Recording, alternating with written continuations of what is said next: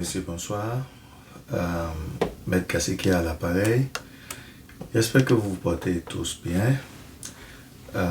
Une fois encore, notre programme d'aujourd'hui, nous essayons de le faire très brièvement. Aujourd'hui, nous voulons parler un peu du document de voyage. Est-ce que quelqu'un qui a demandé l'asile peut demander un document de voyage? La plupart, nous avons déjà reçu cette question-là plusieurs fois et nous avons toujours répondu non à la question.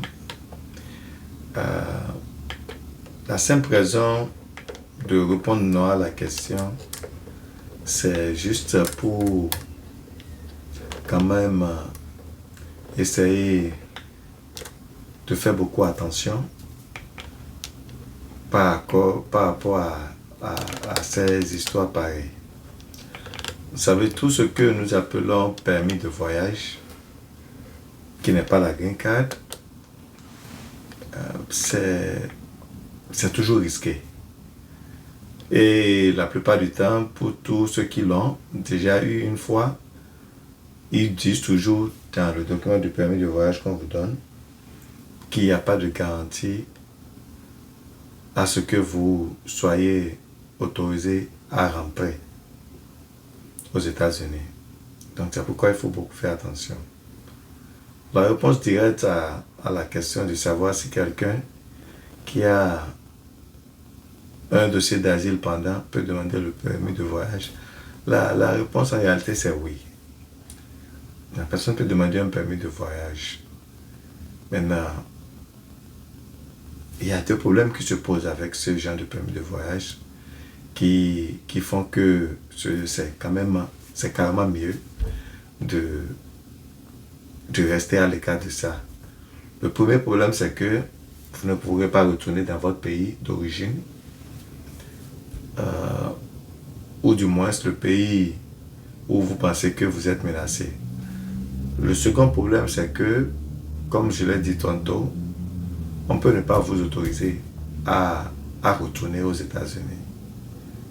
Donc, du coup, ça vaut peu la peine de se lancer dans une aventure pareille. Parce que, surtout le dernier point, la logique est que si vous avez peur et que c'est à cause de la peur que vous êtes venu aux États-Unis, si vous pouvez aller dans votre pays d'origine, ou bien dans un autre pays, autant mieux rester dans ce pays-là que de venir aux États-Unis, ou bien que de rester ici. Donc, c'est une décision qui peut être prise par les agents de l'immigration à la frontière, ce qui fait que c'est trop risqué. Ce n'est pas la peine de se lancer dans des risques pareils. Donc,